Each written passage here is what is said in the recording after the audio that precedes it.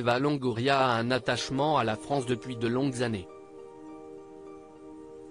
L'actrice américaine a appris à parler la langue française mais ne la maîtrise pas encore parfaitement. Elle l'a volontiers avoué sur le plateau de C'est à vous, vendredi 26 mai 2023. Eva Longoria vit une véritable histoire d'amour avec la France.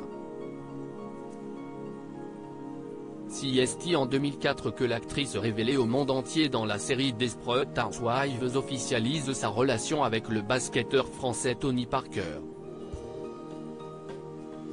S'ils se quittent en 2010, elle reste très attachée à l'Hexagone.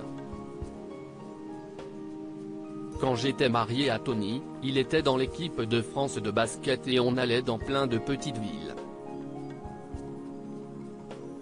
Je me souviens d'un restaurant incroyable à Fécamp, dans un tout petit hôtel familial. Tony partait jouer, et moi je restais à l'hôtel. J'ai copiné avec le chef qui m'a appris à faire des sauces à base de capre ou de beurre citronné.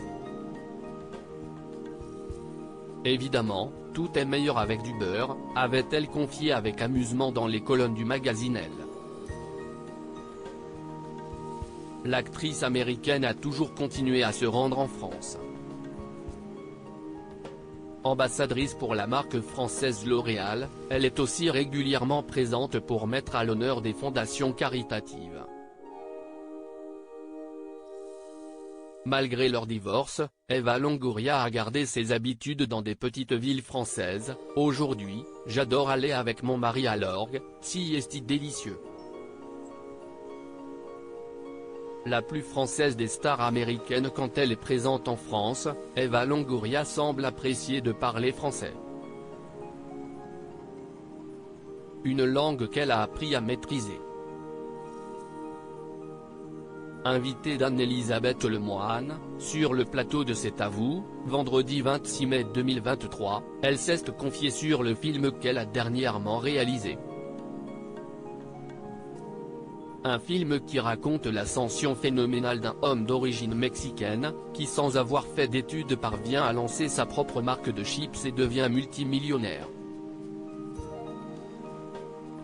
Un destin incroyable qu'elle a tenté d'expliquer en français sur le plateau de France 5, exceptionnellement installé au cœur du Festival de Cannes. Je ne sais pas pourquoi j'essaie de parler en français là tout de suite. A-t-elle lancé avec humour. Anne-Elisabeth Lemoine lui a alors assuré que c'était parfait. Mais l'actrice a choisi de s'en amuser. Je pense que j'ai besoin de boire un peu plus pour que ça s'améliore.